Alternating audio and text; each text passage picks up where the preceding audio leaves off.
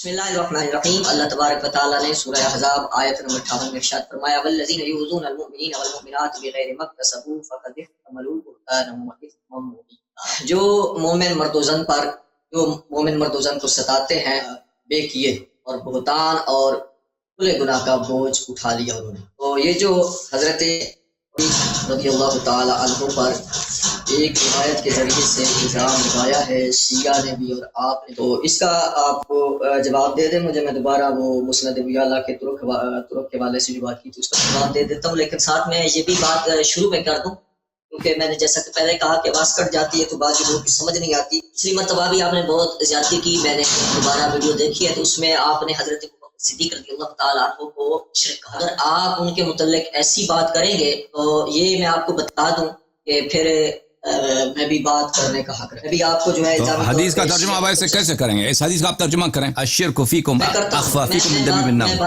میں بات کرتا ہوں نا، جو آپ نے کہا کہ میں نے حدیث کے تحت کہا ہے، جو آپ یہ کہتے ہیں کہ میں نے تو حدیث کے تحت کہا ہے، ویسے اپنی طرف سے نہیں کہا، آپ نے یہ بھی بولا تھا، لیکن آپ نے ایک دو دفعہ جو ہے وہ کہا ہے کہ آپ نبی علیہ السلام کی بات کی تکذیب کر رہے ہیں اور حضرت ابوبکر رضی اللہ تعالیٰ عنہ کی اساس کو، خلافت کو کچھ بھی نہیں بچا تمہارے پاس، ان کا دفاع بھی نہیں ہو سکا، وہ تو مشرک ثابت ہے۔ تو میں یہ کہنا چاہتا ہوں کہ اگر آپ ایسا کہیں گے تو پھر ہمارے پاس بھی روایات ہیں، بالخصوص اسی طرح اس کے میں روایت پیش کروں گا آگے جب مجھے موقع ملا تو اس میں شرک کا لفظ ہوگا اور میں پھر آپ کو پھر اسی طرح فتویٰ دینا پڑے گا۔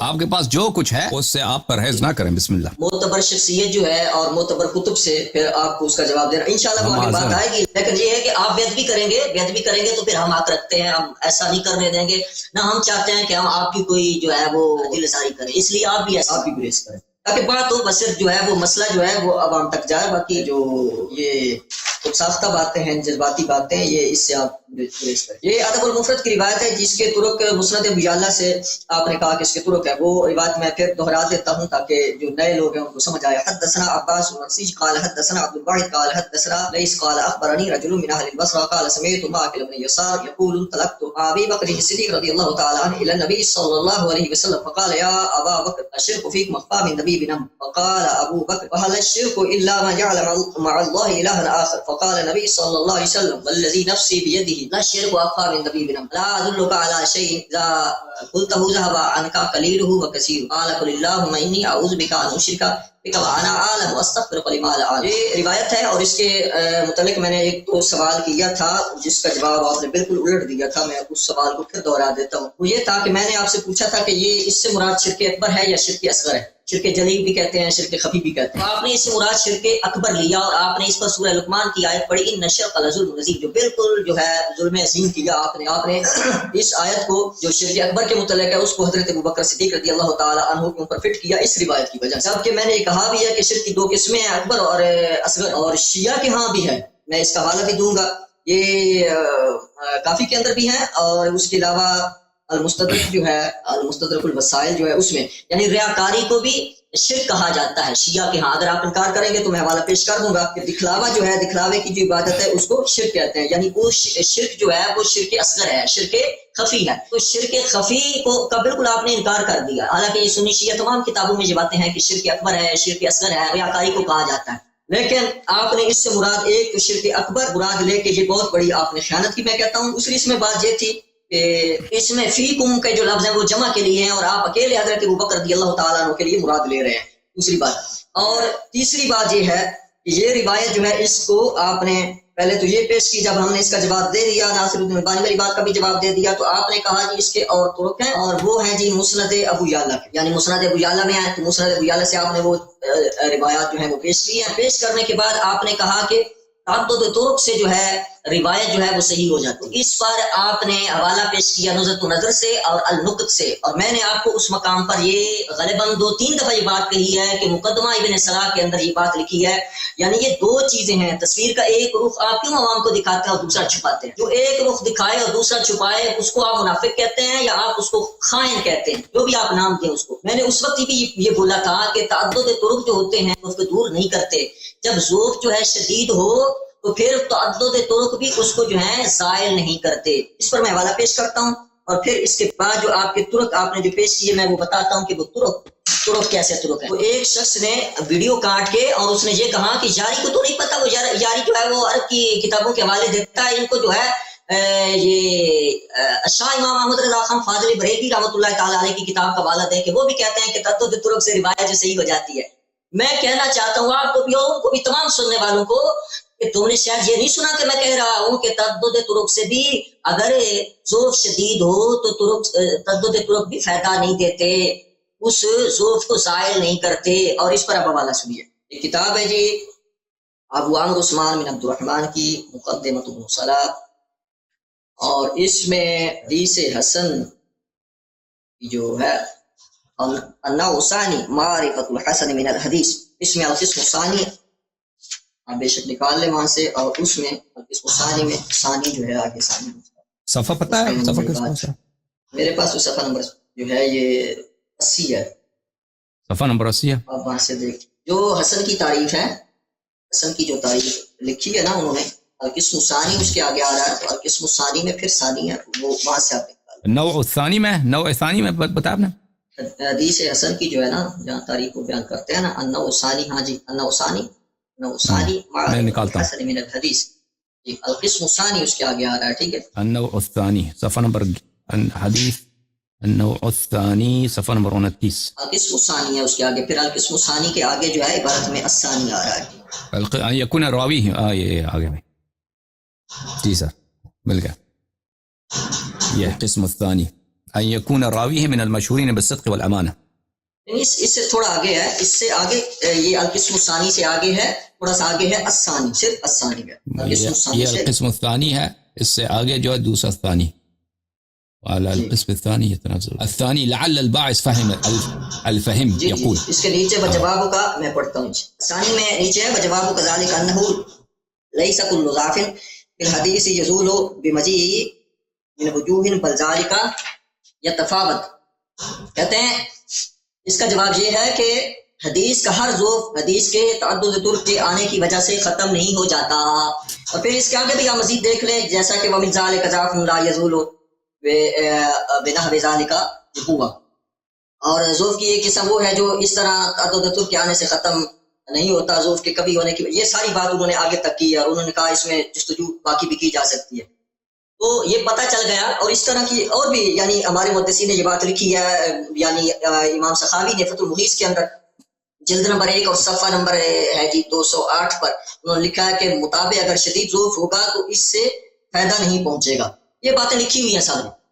تو یہ بات واضح ہو گئی کہ تعدد طرق بھی جو بعض مرتبہ فائدہ نہیں دیتے, جبکہ اس میں ضعف ہو, طرق کے اندر ضعف ہو تو وہ فائدہ نہیں دیتے, وہ ضعیف کی ضعیف ہی رہتی ہے, مردود کی مردود ہی رہتی ہے. یہ سارے سن رہے. آپ کے علاوہ جن لوگوں نے بہت لمبی زبان نکالی ہے ہمارے خلاف ہے, ان کو بھی کہہ دینا چاہتا ہوں کہ اکا کھولو اپنی پہلے ایک گالوں مڑیا ہے تو نے آیا تو کہ جی وہ تعدد طرق سے صحیح ہو جاتی ہے, تعدد طرق سے صحیح ہو جاتی ہے, میمون الکندی والی بھی صحیح ہو جاتی ہے, باقی بھی آپ کی میں نے کئی سنی, آپ نے تعدد طرق والی تصویر بڑی پڑی ہے. اب اس کے بعد آ جاتے ہیں کہ یہ جو آپ نے مسند ابو یعلا کی روایات کا حوالہ دیا ہے اور کہا ہے کہ یہ تعدد طرق سے یہ ثابت. اب یہ بتائیں کہ یہ تعدد طرق ہیں بھی کہ نہیں ہنسیں, اب ہنس لیں تاکہ میں بھی بات کروں. اب میرا نمبر ہنسنے کا.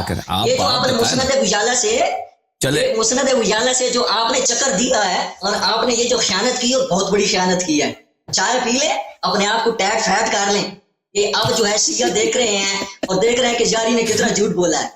یہ بیچارہ مدیر عباس صاحب جو ہے نا ہر ہفتے اور تیاری کر کے آتے ہیں, قبر بال کے آ جاتے ہیں, بلکہ آپ 2 ہفتے کے بعد 2 ہفتے لگے آپ کو, کچھ صفحے آپ نے پڑھے آئے ہیں, اب دیکھیں آپ کو جلدی خوشی نہ منائیں. نہیں دیکھیں, اب میرا مشورہ یہی ہے کہ وقت سے پہلے آپ جشن نہ منائیں, آخر میں اگر جیت ہوئی تو پھر جشن منا دینا. ہر بندے کی مصروفیات ہیں, ہر بندے کے معاملات ہیں, یہ نہیں کہ 2 ہفتے میں آپ کی جاری کرتا رہا. تو اشکال کیا ہے اس حدیث کی سند پر؟ اشکال اپنا بیان کریں, آپ اپنا ضعف, اپنا جو جرح ہے اس حدیث کی سند پہ بیان کریں. آپ نے جو کہا ہے کہ اس کے تعدد طرق ہیں, یہ تعدد طرق نہیں ہے, یہ ایک ہی طرق ہے. اوکے, بتائیں, آپ بیان کریں. اگر میری آواز کٹ گئی ہے تو پھر سن لیں کہ یہ ایک ہی طرق ہے, اس لیے کہ اس کے اندر ہے لیث بن ابی سلیم کوفی جو کہ ضعیف हदीस है, और ये लैस बिन अबी सुलैम कूफी का ही तुरुक है, और ये एक ही है। वो बाकियों ने कहा ये दुर्र मंसूर में लिखा है, इब्न कसीर में ये एक ही रिवायत है, यानी एक इसमें लैस वाला तुरुक है। वहां भी अदबुल मुफरद का वाला लगा हुआ है दुर्र मंसूर में। ये जिन लोगों को बहुत ज्यादा चढ़ा हुआ था वो देख रहे हैं कि अदबुल मुफरद का वाला लगा हुआ है कि नहीं लगा हुआ। और मुस्नद बुजाला में जो आपने दिखा है वो भी लैस का तुरुक, तो ये एक ही तुरुक है और ये ज़ईफुल हदीस है। इसके मुतल्लिक इमाम इब्न हजर अस्कलानी ने लिखा है तकरीबुत तहज़ीब में, इख्तलत जिद्दन वलम यतमय्यज़ हदीसु फतुरी, आखिरी उम्र में इनको इख्तिलात हो गया था और इसकी हदीस में जो है तमीज नहीं हो सकी तो इसे छोड़ दिया गया है। दीगर कई कुतुब जो है उनके अंदर इसके तर्जमे में जरा जो है वो नकल की गई है, बिलखुसूस सीयर के अंदर इमाम शम्सुद्दीन ज़हाबी ने मिज़ानुल इत्तिदाल के अंदर भी, और इसका जो नंबर है वहाँ पे 6997 है, उस पर उन्होंने लिखा है कि इमाम अहमद कहते हैं मुस्तरबुल हदीस, और याह्या बिन मईन कहते हैं कि ये ज़ईफुल हदीस है, इमाम निसाई कहते हैं ज़ईफुल हदीस है, और इमाम निसाई की किताब अज़्ज़ुअफ़ा के अंदर भी लिखा हुआ कि ये ज़ईफुल हदीस है, और इमाम अबू हातिम राज़ी कहते हैं ज़ईफुल हदीस है, और मिज़ानुल इत्तिदाल में इब्न हिब्बान ने कहा इख्तलत फी आखिरी उम्री, कि आखिरी उम्र के अंदर जो है इसको इख्तिलात हो गया था, और इमाम बहकी इसको ज़ईफ कहते हैं, इमाम दारक़ुतनी इसके मुतल्लिक़ कहते हैं कि सही हिफ्ज़, और ज़करिया बिन यहया अस्साजी इसको ज़ईफ कहते हैं, सही हिफ्ज़ कहते हैं, सीरुल ख़ता कहते हैं, बाकी भी बल्कि कहता है कि ज़ईफ बिल हदीस, हदीस के अंदर ये ज़ईफ है। ये इख्तिलात का शिकार हो गया था, यही वजह है कि ये लैस बिन सुलैम जो है रिवायत को सनद को बयान करते हुए कभी किसी का नाम लेता है कभी किसी का नाम लेता है। इसके मुस्तरब होने का और इसके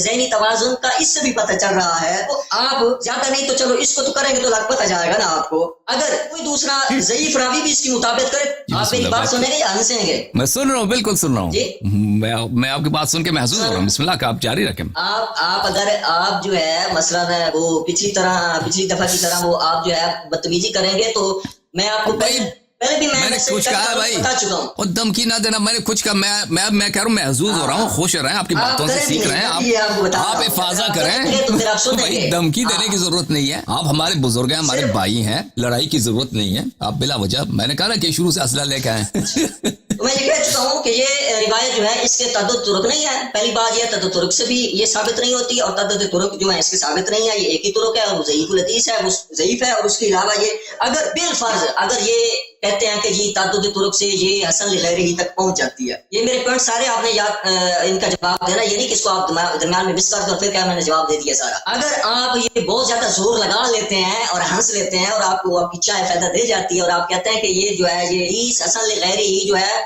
वो बन गई है, फिर भी इससे जो है अबू बकर सिद्दीक रज़ियल्लाहु ताला अन्हु को आप इस रिवायत के बलबूते पे आप उनके ऊपर शिर्क का इल्जाम नहीं लगा सकते, क्योंकि अकायद में जरूरियात दीन के लिए कतियात चाहिए होती हैं, तवातुर की जरूरत पड़ती है। ऐसी जन्नी बातों की बुनियाद पर आप किसी के ऊपर शिर्क का फतवा नहीं लगा सकते, कुफ्र का हुक्म नहीं लगा सकते। आप किसी जन्नी बात को उठा लें और ऐसी रिवायत को उठा लें और उसकी बुनियाद पर आप किसी के ऊपर शिर्क का फतवा लगा लें। ऐसी शख्सियत जो मुसलमान है, साहबी रसूल है और नबी अलैहिस्सलाम से उनकी तादील जो है हमारे पास मौजूद है। आपने हमारी कुतुब से ये रिवायत उठाई है तो हमारे पास तादील उनकी बहुत ज्यादा मौजूद है नबी अलैहिस्सलाम से। तो आप एक ज़ईफ रिवायत को उठा के एक जनी बात की बुनियाद पर आप उनके ऊपर शिर्क का हुक्म कैसे लगाते हैं, शिर्क का फतवा कैसे लगाते हैं? ये बहुत बड़ी जो है आपने जिसारत की है और मैं समझता हूँ ये बहुत बड़ी आपने गुस्ताखी की है हजरत अबू बकर सिद्दीक रज़ियल्लाहु ताला। इख्तिलाफ आप रखें, लेकिन इख्तिलाफ का ये मतलब नहीं है कि आप मुसलमानों के किसी मुकद्दसात में से किसी को आप काफिर कह दें, किसी को आप मुशरिक कह दें। तो इसका आप जवाब दें और फिर इसके बाद इंशाल्लाह मैं अगली बात खत्म है आपकी मुल्ला साहब, बात खत्म हो गई। अच्छी बात, बहुत मेहरबानी आपकी। देखें अजीजों, पहली बात यह है कि मैंने कभी इस हदीस से इस्तिदलाल नहीं की है कि अबू बकर क्या शिर्क से मुत्तसिफ हैं या नहीं। ये हजरत खुद लेके आए थे, ये हजरत खुद लेके आए थे ये हदीस। उन्होंने कहा था कि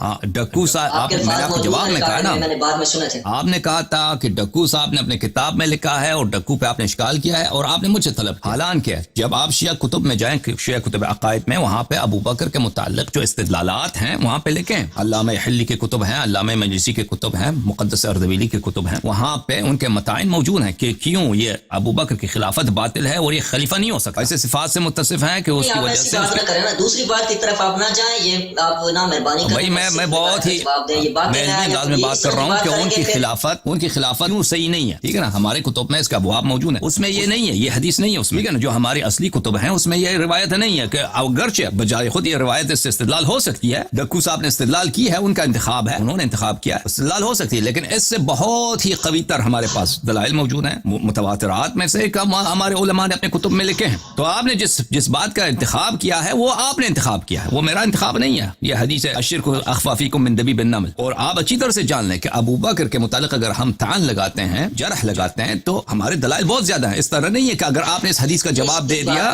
اسی کی بات کریں, اس طرح میں بھی دوسری طرف چلا جاؤں گا نا. بھائی ابو بکر ہم جرح کرتے ہیں نا, ابو بکر تو ہم جرح کرتے ہیں, ان کو تو ہم خلیفہ تو نہیں مانتے نا, خلافت ان کو ہم نہیں مانتے. ہم اس سے کس الفاظ میں عرض کروں؟ روایت کی بات کریں, روایت کی بات کریں. آپ مجھے بات کرنے دیں, اس میں کوئی بے حرمتی نہیں ہے. ہم ایک شخص کی خلافت کو نہیں مانتے, ہمارا عقیدہ یہ ہے. اس طرح عقیدہ میں نے آپ سے نہیں پوچھا آپ کا عقیدہ, میں بھی آپ کی کسی شخصیت کی امامت کا یا ان کی کسی بات کا پھر کہہ دوں گا, یہ اچھی بات نہیں ہے. جو سوال ہے اس پہ اسی پہ رہتا ہے نا. عرض یہ ہے کہ ہم اگر کسی شخص کی خلافت کو نہیں مانتے, عرض وہ یہی ہو رہی ہے نا, اس کی خلافت کو نہیں مانتے. میں نے روایت کے اوپر جرا کی ہے, اس کا جواب دیں.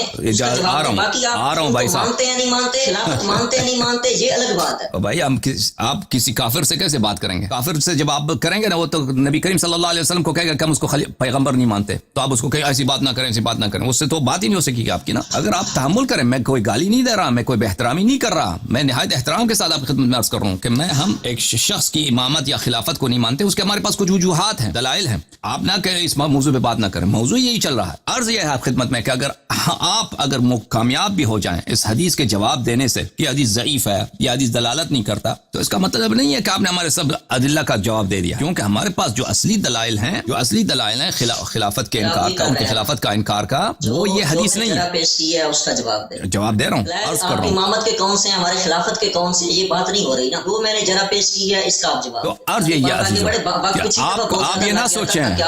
دیکھیں, اگر میں یہاں پہ میں عرض بھی کروں, کہنے کا مقصد یہ ہے کہ میرے پاس اس حدیث کا جواب نہیں, آپ کے استدلال قبول, آپ کے استدلال سے اگر میں یہ عرض بھی کروں, تو اس کا مطلب یہ نہیں ہے کہ آپ نے ہمارے سب وجوہات کا, کیونکہ خلافت کیوں باطل ہے, سب متاعن اور جروح کا آپ نے جواب دیا. میں آپ کو یہ سمجھانا چاہتا ہوں. آپ نے کہا شرک اکبر, تو شیعوں کا یہ عقیدہ نہیں ہے. آپ مطمئن رہیں, امامت پہ بھی کریں گے, خلافت پہ بھی کریں گے, تاریخ قرآن کا آپ سے کیسے بات ہو سکتی ہے؟ آپ جب ان کا نام ہی لینے نہیں دیتے نا, آپ جب اجازت نہیں دیتے ان کا نام بھی لیں, تو آپ سے بات کیسے ہو سکتی؟ ہم جب نام لینا لیتے ہیں, نہیں. دیکھیں, آپ جس طرح کرتے ہیں ایسا نہ کریں. آپ نے سورۃ منافقون کی, ایسا نہ کریں نا, پھر آپ کہتے ہیں کیا تھا فلاں کرتے ہیں اور ہمارے پاس متعین ہے, یہ ایسا نہ کریں. آپ کر لیتے ہیں, بات کرنے کے بعد آپ کہتے ہیں میں نے تو کی بھی نہیں ہے, میں بے احترامی نہیں کرتا. بے احترامی اور کس کو کہتے ہیں بھائی؟ ہمارا احترام, ان کا احترام ہم پہ واجب نہیں ہے, ہم احترام ان کا نہیں کرتے. اگر آپ یہاں اس لیے آئیں کہ ہم ان کا احترام کریں, ہم ان کی گالی نہیں دیں گے, بے احترامی نہیں کریں گے. مثلا جیسے بخاری مسلم میں روایات میں آپ دیکھیں, عمر نے یہ کہا, ابو بکر نے یہ کہا, وہاں پہ حضرت کا لفظ بھی نہیں ہے, رضی اللہ کا لفظ بھی نہیں ہے, ابو بکر نے یہ کہا, عمر نے یہ کہا. ہم کوئی بہترامی نہیں کرتے, لیکن ہم سے آپ توقع نہ رکھیں کہ ہم احترام کریں. میں انشاءاللہ الگ سے ان کے جواب دوں گا. جو آپ نے حضرت زبیر کی بات کی ہے بخاری سے, ان کے میں جواب دوں گا, ان کے پاس میرے پاس جواب ہے انشاءاللہ. ہم آپ کی خدمت میں حاضر ہیں. میں نے آپ کو کہہ دیا نا, ابھی اسی کا جواب. ابھی بات سنیں اچھی طرح. اب انہوں نے کہا شرک اکبر, تو ہمارا یہ عقیدہ نہیں ہے, اور ہم نے کبھی استدلال نہیں کیا اس حدیث سے کہ وہ مشرک بشرک اکبر پہ. شاید یہ آپ کی غلط فہمی ہے. یا بنی لا تشرک باللہ ان الشرک لظلم عظیم. آپ بات کرنے دیں, آپ نے بہت بات کی, میں نے آپ کی بات کو نہیں کاٹا. آپ نے بہت بات موضوع پہ آ جائیں, میں نہیں کاٹوں گا. میں موضوع پہ بات کر رہا ہوں نا, شرک اکبر پہ آپ میری بات مسلسل کاٹ رہے ہیں. ٹھیک ہے, کریں. ہاں, شرک اکبر آپ نے یہ تفریق کی ہے, شرک اکبر اور شرک خفی میں. شرک اکبر یہ ہے کہ بندہ کھلم کھلا بت پرستی کرے, اللہ ایک نہیں اللہ پانچ ہے, نستجیر باللہ, یہ بت بھی خدا ہیں مثلا, اس طرح یہ شرک اکبر ہوتا ہے کہ دین ہی سے خارج ہو جاتا ہے. ایک ہے شرک اکبر نہیں, مثلا وہ اس کے دل میں ریا ہے, وہ لوگوں کو دکھاوے کے لیے نماز پڑھتا ہے, مثلا یہ ہے شرک اصغر. دیکھیں عزیزو, ہم نے یہ نہیں کہا کہ ابو بکر جو ہے کلم کلا وہ بتوں کی پوجا کرتا, ہم نے کبھی یہ ادعا نہیں کیا. شاید آپ کی غلط فہمی ہو گئی, ہم نے یہ ادعا کیا. ہم نے کہا کہ قرآن مجید فرماتا ہے لا تشرک باللہ ان الشرک لظلم عظیم, اللہ تعالیٰ سے شرک نہ کر, شرک ظلم عظیم ہے.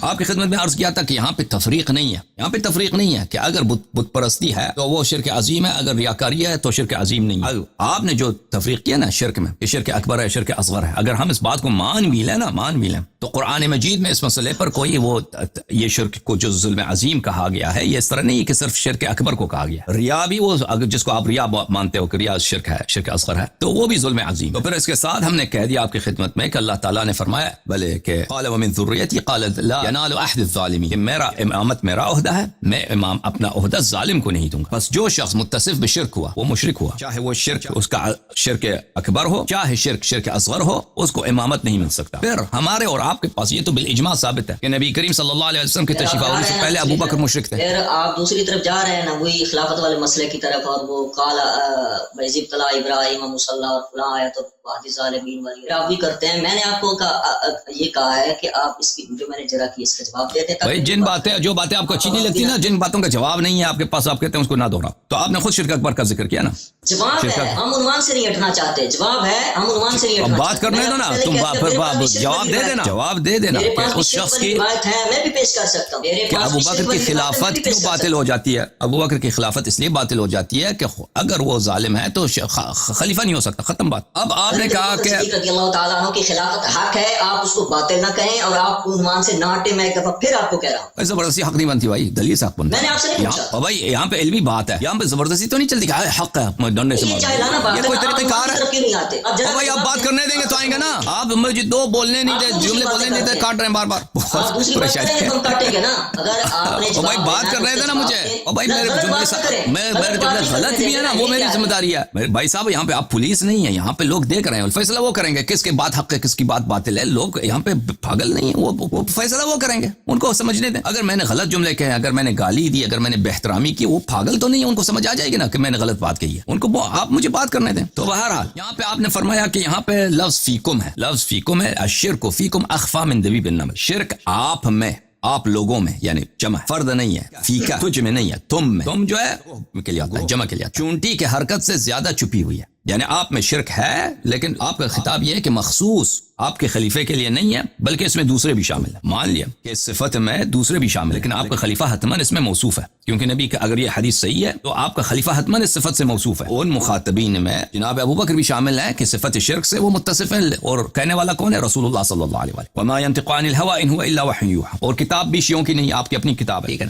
نہیں ہے نا, نبی علیہ السلام نے نہ ہی فرمایا ہے, نہ یہ ثابت ہے, نہ ابو بکر صدیق میں یہ ہے. آپ کہہ سکتے ہیں کہ یہ حدیث ضعیف ہے, زیادہ سے زیادہ آپ تکذیب کیسے کرتے ہیں؟ آپ نے کہا میں نے نہیں کیے, ابھی آپ پھر کر رہے ہیں. آپ نے کہا میں نے پچھلی دفعہ بھی نہیں کیے, ڈاکو نے کہا ہے. دیکھیں مولوی صاحب, اس دو باتوں میں بڑا فرق ہوتا ہے. آپ کہہ سکتے ہیں کہ آپ کے نزدیک یہ حدیث ضعیف ہے, لیکن آپ نہیں کہتے کہ حدیث جھوٹی ہے. آپ تکذیب نہیں کر سکتے, آپ نہیں کہہ سکتے حدیث موضوع ہے یا جھوٹی ہے. آپ کہہ سکتے ہیں, آپ کی مرضی, آپ کہتے ہیں کہ میرے نزدیک یہ حدیث ضعیف ہے, لیکن بڑا فرق ہوتا ہے موضوع حدیث میں, کذب حدیث میں, اور ضعیف حدیث میں. آپ نے تو صرف ضعف پہ استدلال کیا ہے کہ سلیم ابن ابی سلیم غیر ثقہ ہے, مختلط ہے. آپ نے اس پہ استدلال کیا, آپ نے استدلال تو نہیں کیا کہ وہ جھوٹا آدمی ہے, اس نے حدیث وضع کیا. اور آپ کو پتا ہے کہ جھوٹی حدیث محدثین کے نزدیک اس کا نقل کرنا حرام ہے, مگر بشرط یہ کہ اس کے ساتھ اشعار کیا جائے, اس کے ساتھ تصریح کیا جائے کہ حدیث جھوٹی حدیث ہے. تو ان محدثین نے مثلا بخاری, محمد بن اسماعیل البخاری نے ادب مفرد میں اس حدیث کو لے کے نقل کیا ہے, وہ آپ کے حدیث کا سب سے بڑا امام ہے. اس کے علاوہ دوسرے محدثین نے لایا, کسی نے نہیں کہا کہ حدیث جھوٹی ہے. یہ آپ ضعیف اور مکذوب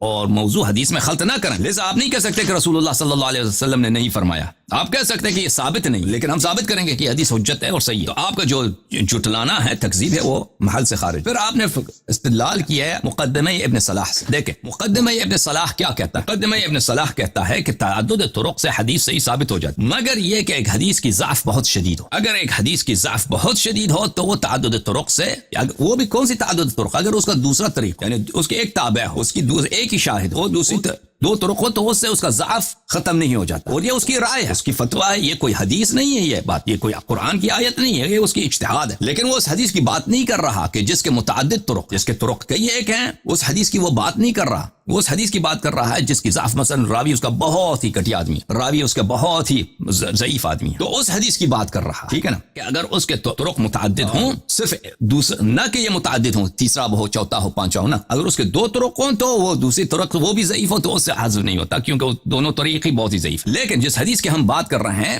یہاں پر, مسند ابی یعلا الموصلی میں, اس کو بخاری نے, جو ان جماعت کا بہت بڑا امام ہے حدیث میں, بلکہ سب سے بڑا امام ان کا حدیث ہے, اور یہ لوگ ان کی کتاب کو اصح الکتب بعد کتاب اللہ کہتے ہیں. جامع بخاری جو ہے وہ کیا ہے, قرآن کے بعد سب سے صحیح ترین کتاب ہے. اس کتاب کا مؤلف اپنے دوسرے کتاب الادب المفرد میں یہاں پر ایک سند کے ساتھ اس نے ظاہر روایت کی کہ اس میں بھی لیث ابن ابی سلیم ہے کہ حدثنی رجل من اہل البصرہ سمعت معقل ابن یسار یقول. یہ معقل ابن یسار بھی ہے, کیا ہے, صحابی ہے, اس نے روایت کیا. پھر ابو یعلا الموصلی نے کئی اسانید کے ساتھ روایت کیا. یہ مسند ابی یعلا الموصلی ہے, المجلد الاول. یہاں پر ملاحظہ فرمائیے, یہ کہہ رہے ہیں کہ تعدد طرق نہیں ہے. تعدد طرق کیوں نہیں ہے؟ حدیث نمبر 54 دیکھیں, حدثنا اسحاق ابن ابراہیم حدثنا ہشام ابن یوسف عن ابن جريج شركاء خلقوا كخلقه. یہ سب تو ثقہ ہیں، انہوں نے سب اس کو شركاء خلقوا كخلقه اس آیہ کے متعلق. ام له شركاء خلقوا كخلقه، کیا اللہ تعالیٰ کا کوئی شریک ہے؟ اللہ تعالیٰ کا کوئی شریک ہے جس نے اللہ تعالیٰ جیسا خلق کیا، اس نے اللہ تعالیٰ جیسا زمین و آسمان بنایا، اس نے بنا. تو ان کے نزدیک اسحاق ابن ابراہیم کے نزدیک، ہشام بن یوسف کے نزدیک اور ابن جریج جو یہ مشائخ بخاری مسلم میں سے ہیں، ان کے نزدیک یہ حدیث شرک اکبر میں ہے، کیونکہ آیا جس نے اس نے پڑھا ہے وہ آیا شرک اکبر والی آیا. پھر اخبرنی لیث بن ابی سلیم، لیث بن ابی سلیم نے عن ابی محمد عن حذیفہ عن ابی بکر. حدیث آپ کے سامنے. دوسرا جو سند ہے، پچھلی جو آپ نے پیش کی ہے وہ کس طرح ہے؟ پچھلی جو آپ نے پیش کی ہے کیا مطلب؟ پچھلی سے کیا مراد ہے آپ کی؟ یعنی اس سے پیچھے جو آپ نے روات کے نام لیے کس طرح وہ پڑھی ہے، کون سی روایت ہے؟ حدثنا، یہ روایت ہیں اسحاق ابن ابراہیم حدثنا ہشام بن یوسف عن ابن جریج. کون سی کتاب ہے؟ کتاب مسند ابی اعلی. دوسری جو سند ہے حدثنا عمرو بن الحسین حدثنا عبد العزیز بن مسلم عن لیث بن ابی سلیم. آپ دیکھ رہے ہیں کہ یہ دونوں شیخ مختلف ہیں، یہ دوسرے طریق سے روایت کرتے ہیں. اور جو تیسری طریق ہے حدثنا محمد ابن موسیٰ ابن محمد ابن حیان حدثنا روح ابن اسلم وفہد، دونوں قال حدثنا عبد العزیز ابن مسلم قال حدثنا لیث. عزیزو دیکھیں آپ نے کہ یہ 3 طرق ہو گئے. یہ کہتے ہیں طرق نہیں ہے، لیکن ان سب طرق میں بعد آگے جا کر اوپر جا کر لیث ابن ابی سلیم سے سب مل جاتے ہیں. ان کی بات صحیح ہے، لیکن پیچھے جو ہے کہ طرق متعدد ہے. تو اس کا ان کا یہ کہنا کہ یہ طرق سب ایک ہی ہیں، یہ کلام کا باطل. اب یہ کہ سب حدیث کے سب رجال ثقہ ہیں ان کے نزدیک، متعدد طرق سے مروی ہے، لیکن یہ طرق جو ہیں کہاں پہ؟ طرق میں جہل بھی نہیں ہے. پچھلے پروگرام میں کیا کہہ رہے تھے کہ یہاں پہ رجل من اہل البصرہ، یہ حدیث مجہول ہے، مجہول نہیں ہے، سب روات کا ذکر موجود ہے. اب انہوں نے سٹوری چینج کیا، کہتے ہیں لیث ابن ابی سلیم کیا ہے؟ غیر ثقہ. تو عزیزو، کیا لیث ابن ابی سلیم جو ہیں غیر ثقہ ہیں یا ثقہ ہیں اور صادق القول؟ حدیث کی صحت کا دار و مدار لیث ابن ابی سلیم پر. ٹھیک ہے، انہوں نے کہا کہ فلاں نے، یحییٰ بن معین نے کہا، فلان نے کہا یہ ضعیف ہے. دیکھیں عزیزو، محدثین کے ہاں یہ قاعدہ بالاجماع بالاتفاق مورد قبول ہے کہ جرح بلا بیان السبب مطرود ہے. یعنی کیا جرح بلا بیان السبب؟ یعنی اگر کسی کو جرح کرتے ہیں، کہتے ہیں فلانی شخص ضعیف ہے، فلانی شخص کی حدیث ہم نہیں مانتے، یہ کوئی جرح ہے ہی نہیں، اس کو ہم نہیں مانتے، مگر یہ کہ آپ جرح کا سبب بتائیں کہ کس سبب سے وہ مطعون ہے آپ کے نزدیک. ٹھیک ہے نا؟ اس کے مقابلے میں اگر تعدیل کیا جائے کہ کہیں فلانی شخص ثقہ ہے، فلانی شخص صادق القول ہے، تو یہ مقبول ہے بلا بیان السبب، یہ اس کے سبب بیان کرنے کی ضرورت نہیں. تو انہوں نے جتنے محدثین کے ان کے جروح کے الفاظ ذکر کیے ہیں، فلان نے کہا ضعیف ہے، فلان نے کہا ضعیف ہے، فلان نے کہا ضعیف ہے، یہ میں سب کسی میں بھی سبب بیان نہیں کیا گیا، صرف ایک میں کہ کہا یہ آخر عمر میں مختلط ہو گئے، ان سے اختلاط ہو گیا کہ یہ اپنے حادثے سے حدیث نقل کرتے تھے اور انہوں نے اپنے ان کے حافظے میں آگے پیچھے ہو گئی. کہنے کی بات یہ ہے کہ جرح بھی جو نقل کرتے ہیں نا، آپ سند مانگتے ہیں تو ہم جرح کی بھی سند مانگتے ہیں. اگر کوئی شخص کہتا ہے یہ مختلط ہو گیا ہے تو اس کی آپ ہمیں دلیل بتائیں. اگر ذہبی 700 سال کے بعد آ کے کہتا ہے فلانی راوی وہ مختلط تھا، تو بلا بیان السبب وہ کہ فلانی راوی ایسا ہے، منکر الحدیث ہے، بلا وجہ یہ اس کے نظریہ ہے، یہ اس کی نظریہ ہے، اس کی کوئی وقت نہیں ہے. میں آپ کی خدمت میں عرض کروں کہ لیث کون تھا؟ لیث ابن ابی سلیم. یہ کتاب ملاحظہ فرمائیے، یہ کتاب ہے کتاب الجمع بین کتابی ابی نصر الکلابادی و ابی بکر الاسبہانی فی رجال البخاری و مسلم. الجمع بین رجال البخاری و مسلم، رجال بخاری و مسلم میں جمع کی بات ہے، بخاری اور مسلم کی رجال میں جمع کیا. اچھا، اس میں یعنی جتنے بخاری کے روات ہیں اور مسلم کے روات ہیں اس کو انہوں نے اس کتاب میں جمع کیا. صفحہ نمبر 443 میں. اب اچھی طرح سے سن لیجئے کہ ان کی توثیق میں کیسے کرتا ہوں اور ان کے جروح کو میں کیسے ان سے جرح رفع کرتا ہوں. اچھی طرح سے سن لیں آپ تاکہ دوبارہ مجھے تکرار نہ کرنا پڑے.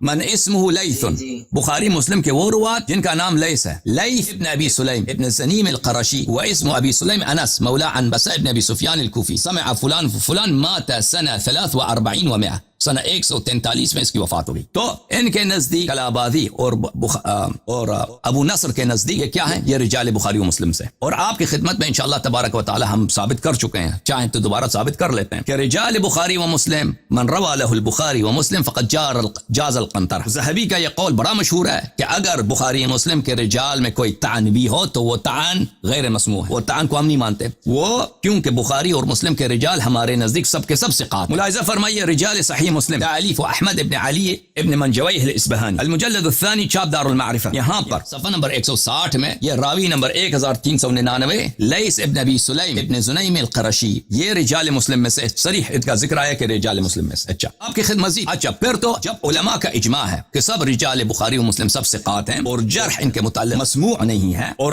لیث ابن ابی سلیم کے خلاف جو جرح ہے یا تو غیر مفسر ہے کہ یحییٰ بن معین نے کہا کہ یہ ضعیف ہے، وہ اس کو تو مانیں گے بھی نہیں، وہ بلا بلا بیان سبب ہے, سبب کے ضعف کے بیان سبب انہوں نے بیان نہیں کیا, تو وہ جرح لا جرح کی طرح, یعنی وہ جرح اصلا جرح ہی نہیں. یا جو اختلاط کا جو جرح ہے وہ اس کی کوئی سند نہیں, اختلاط کی جو جرح ہے اس کی کوئی سند نہیں. اچھا, لیکن توثیقات, ایک توثیق اس کی یہی ہو گئی کہ وہ رجال مسلم میں سے, رجال بخاری میں سے, اور رجال بخاری مسلم چاہے رجال بخاری مسلم میں سے ہو یا صرف ان میں سے دو کے ایک رجال میں سے ہو, تو وہ بالاجماع علماء کے نزدیک ثقہ ہوتے ہیں. اس سے توثیق ثابت ہو گئی. مزید توثیق, کتاب السؤالات ابی عبید الآجری, ابو عبید الآجری کے سوالات اپنے استاد سلیمان ابن اشعث السجستانی. سلیمان ابن اشعث کون ہے؟ سنن ابی داؤد کا لکھنے والے. یہ ہے عزیزو المجلد الاول, چاپ دار مکتبۃ دار الاستقامہ, جو سنہ 1997 میں دار الاستقامہ میں بیروت لبنان میں چھپی. اس کتاب میں ملاحظہ فرمائیے صفحہ نمبر 304 میں, صفحہ نمبر 304 میں, بلی سمعتو قال ابو داود, ابو داود اپنے سند کے ساتھ نقل کرتے ہیں, سمع فضیل ابن عیاض سے, کان لیث اعلم اہل الکوفہ بالمناسک. سنہ 143 میں آپ نے دیکھا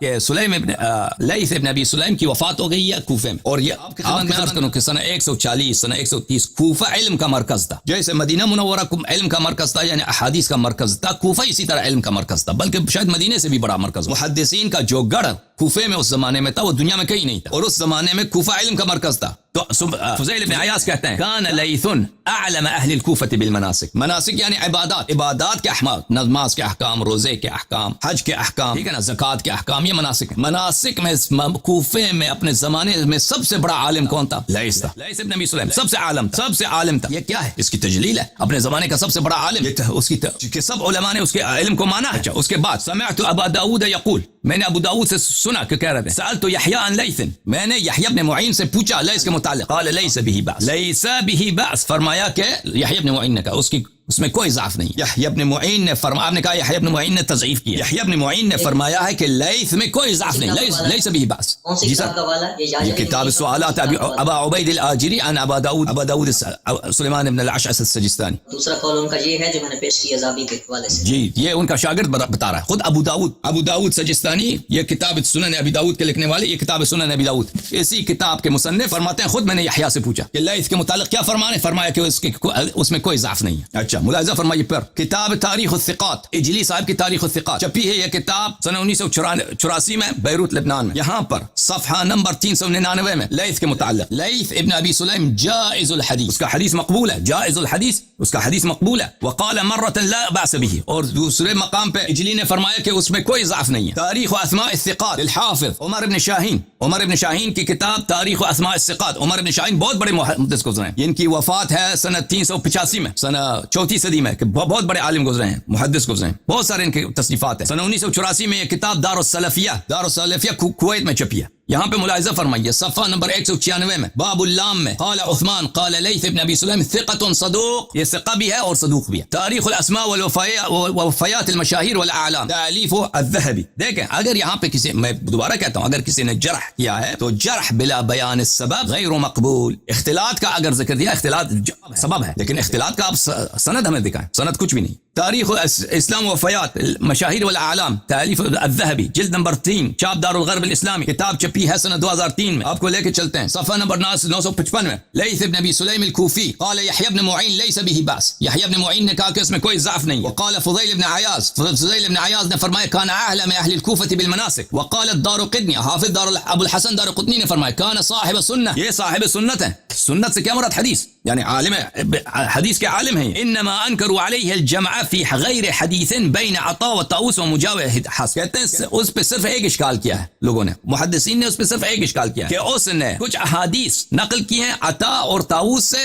اور مجاہد سے, کہ انہوں نے سب نے یہ حدیث نقل کی. شاید محدثین کے نزدیک یہ حضرات عطا, طاؤس, مجاہد یہ سب ایک دوسرے سے نقل نہیں کرتے, یا سب مسئلہ ایک حدیث کو نقل نہیں کرتے, صرف کہتے ہیں صرف ان پہ ایک اشکال ہے. ہمیں پتہ ہے کہ یہ اشکال اس حدیث میں نہیں ہے. حدیث دبیب النمل میں الشرک اخفى فیکم فی دبیب, یہ اشکال اس میں تو نہیں ہے. پھر اگلے صفحے میں صفحہ نمبر 456 میں, وقال عبد الوارث کان لیث من اوعیۃ العلم, لیث علم کے اوعیہ بولتے ہیں جو علم کا بہت بڑا عالم ہوتا ہے, علم کا ظرف ہوتا ہے, علم کا حامل ہوتا ہے, علم کے بڑے حاملین میں سے ایک حامل کرنے والا ضعیف تھا. وقال ابو بکر بن عياش كان ليث ابن أبي سليم من أكثر الناس صلاة وصياما وإذا وقع على شيء لم يرده. ليث ابن أبي سليم بہت بڑے عابد تھے، سب لوگوں سے زیادہ نمازی، سب لوگوں سے زیادہ وہ روزے رکھتے تھے اس زمانے میں، اور اگر کوئی حدیث ان کے پاس آ جاتی تو نہیں کہتے کہ یہ جھوٹا ہے، خوف خدا کی وجہ سے نہیں، تکذیب نہیں کرتے تھے. اچھا یہ ہم نے آپ کی خدمت میں عرض کی، یہ اتنے آپ کو توثیقات دکھائے الحمدللہ رب العالمین، پس ثابت ہو گیا کہ یہ حدیث، اس حدیث کے طرق لیث سے ملتے ہیں. اس میں ایک ہی ضعف ان کے حضرت کے نزدیک لیث ہے، اور لیث کے متعلق انہوں نے جو ضعف بیان کیے وہ ضعف مطرود ہے، اور ان کی توثیق ثابت ہے، فالحمدللہ حدیث ثابت ہو گیا.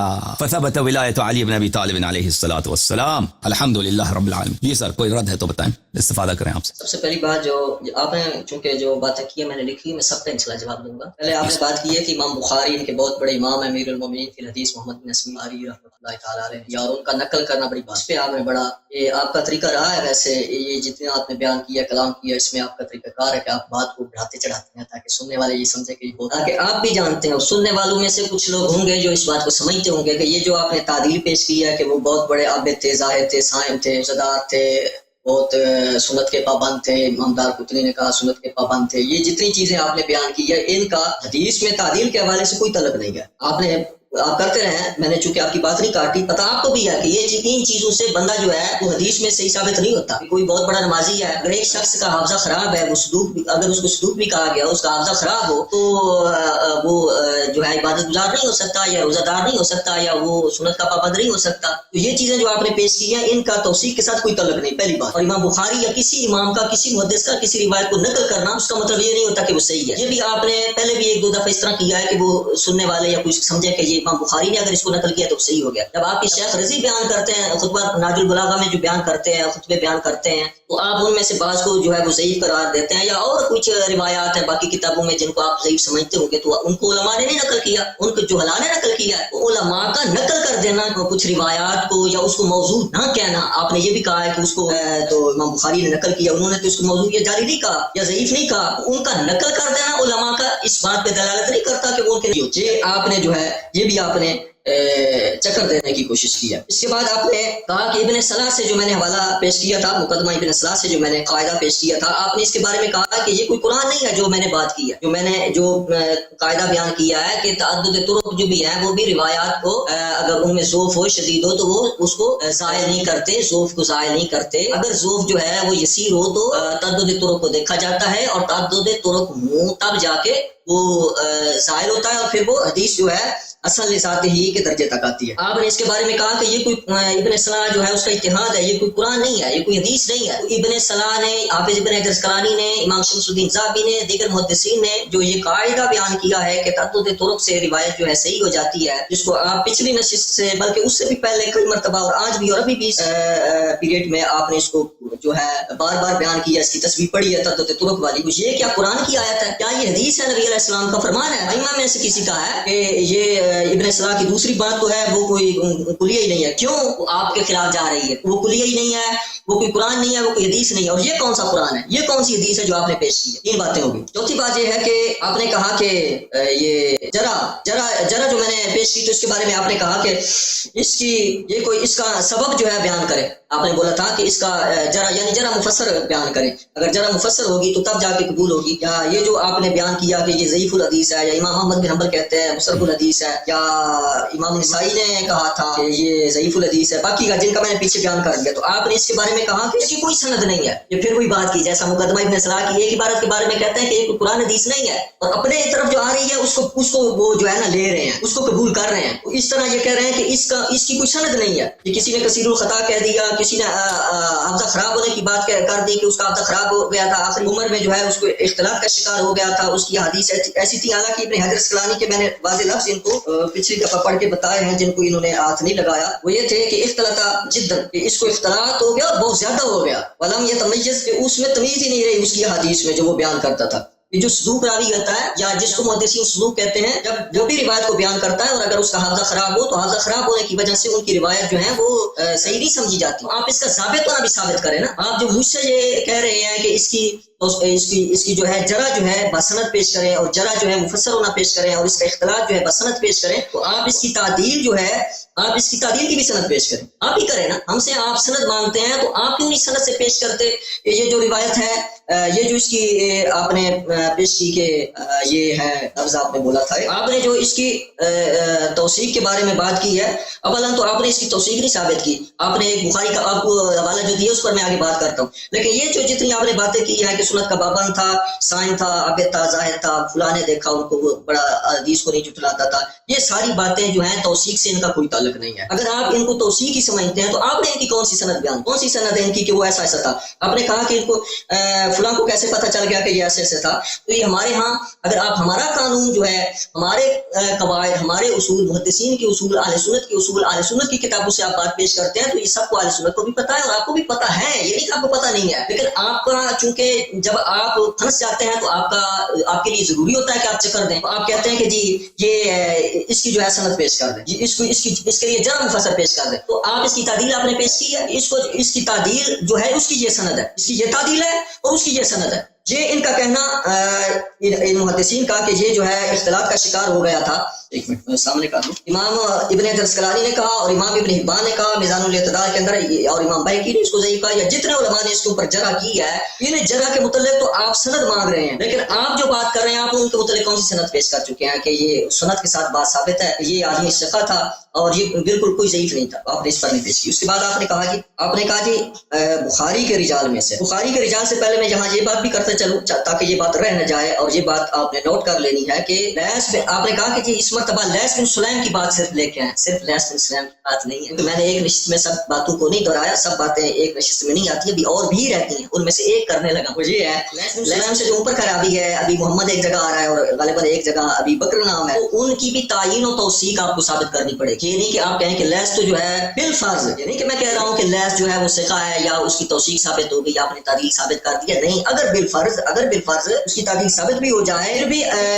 جو اوپر کے جو راوی ہیں ان کی توثیق آپ کو ثابت کرنی پڑے گی۔ اس کے بعد آپ نے یہ کہا کہ یہ تعدد طرق جو ہیں یہ ثابت ہو گئے ہیں، اگرچہ یہ ان میں جو ہے لیث سے اوپر جو ہے ایک ہی سند ہے، لیث جو ہے لیث سے اوپر ایک ہی لیث کی وجہ سے ایک ہی طرق ہے، تو یہ میں نے پہلے ہی بات کی تھی کہ یہ لیث کا ہی طرق ہے، یہ ایک ہی طرق ہے، لیث اختلاط کی وجہ سے، اضطراب کی وجہ سے کبھی کسی کا نام لیتا ہے، کبھی کسی کا نام لیتا ہے، کبھی کچھ کہتا ہے، کبھی کچھ کہتا ہے، وگرنہ جو ہے یہ ایک ہی طرق ہے۔ یہ متعدد طرق کا رونا، جتنے لوگوں نے اس پہ رویا ہے یا آپ نے بات کی ہے، یہ سب غلط ہے، یہ تعدد طرق نہیں ہے، یہ ایک ہی ہے، اور اس کی حالت یہ ہے کہ وہ اس طرح ضعیف ہے کہ امام ابن حجر اسقلانی نے اس کے بارے میں کہا کہ اس کو اس طرح کا شدید اختلاط ہو گیا تھا کہ اس کی حدیثیں جو ہیں ترک کر دی گئی ہیں، چھوڑ دی گئی ہیں، اور ابن حبان نے بھی یہی بات کی ہے۔ لیکن اب کیا بات ہے کہ جب آپ کی مرضی کا جو راوی ہو وہ ابن حبان اگر اس کو ثقات کے اندر نکل کر دے، جیسے کہ میمون الکندی کے بارے میں آپ نے بات کی تھی، اگر میمون الکندی کو صرف ذکر کر دے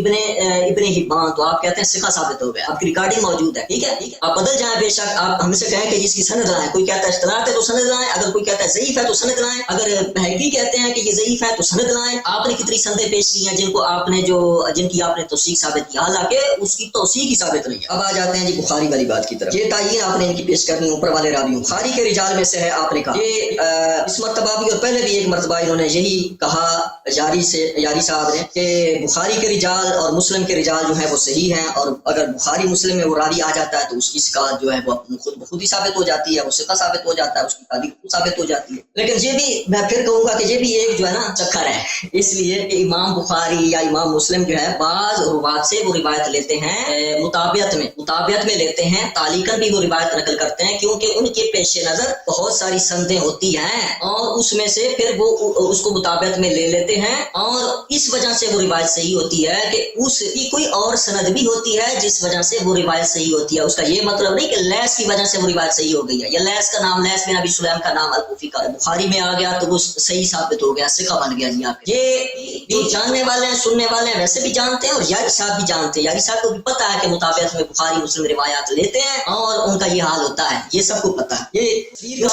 دکھاتا ہے نا کہ بخاری میں آ گیا، دوسرا بھی دکھا دیا کریں، دوسرا بھی بتا دیا کریں لوگوں کو کہ یہ جو ہے اس چکر میں نہ رہنا، بلکہ بخاری ایسا بھی کرتا ہے، مسلم ایسا بھی کرتا ہے۔ تو یہ میں نے آپ کی بات کا جواب دے دیا، اور آخر میں چونکہ آپ نے یہ بات بار بار دہرائی تھی اپنے بیان میں، تو یہ میرا ایک سوال اس کے ساتھ آپ ایڈ کر لیں کہ یہ بتائیے کہ جو خلافت، جو امامت ائمہ اہل بیت کی منصوص نہیں سمجھتا، اب اس کو مسلمان سمجھتے ہیں یا کافر سمجھتے ہیں؟ یہ بتا دیجئے گا، یا امام منصوص کی امامت کا انکار کرے آپ اس کو کافر سمجھتے ہیں یا آپ اس کو مسلمان سمجھتے ہیں؟ کیونکہ آپ نے خلافت کا پیچھے ظالم کو عہدہ نہیں ملتا. آپ نے کہا تو یہ ساتھ اس کا لگے ہاتھوں بس ہاں نہ میں جواب دیں. بسم اللہ الرحمن الرحیم. انہوں نے کہا کہ جنہوں نے شہادت دی ہے کہ یہ صائم تھے، نمازی تھے اور روزے رکھنے والے تھے، تو یہ توثیق پہ دلالت نہیں کر. لیکن ٹھیک ہے، اس بات ایک حد تک صحیح ہے، لیکن ان کی تعریف ہے. ایک عالم کے متعلق جب کہا جاتا ہے کہ اپنے زمانے میں سب سے بڑے زاہد تھے، سب سے بڑے روزے دار تھے، سب سے بڑے نمازی آدمی تھے، تو یہ ان کی تعریف ہے. یعنی دیکھنے والا جو شخص شہادت دے رہا ہے اس کے نزدیک اس کی خوبیاں بیان کی جا رہی ہیں، اس کی برائیاں اس کے